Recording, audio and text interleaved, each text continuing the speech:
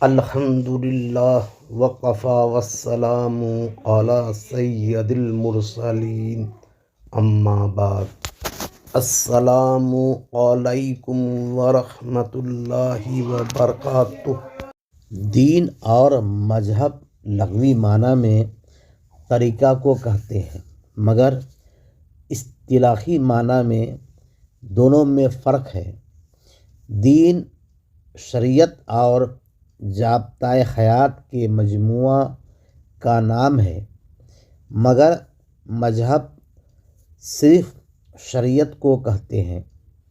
ہمارے ائمہ دین سے جو احکام شریعت اخذ کرتے ہیں اس شریعت کو مذہب کہتے ہیں۔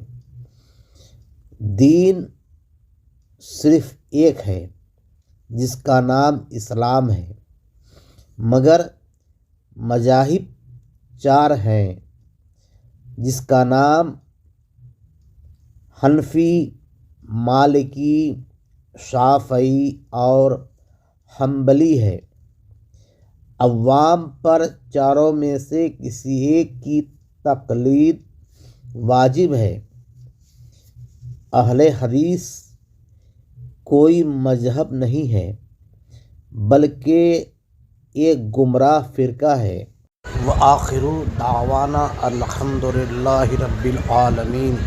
اگر میری بات آپ کو اچھی لگی ہو تو برائے مہربانی اس چینل کو سبسکرائب و لائک کر دیں اور کامنٹ کریں۔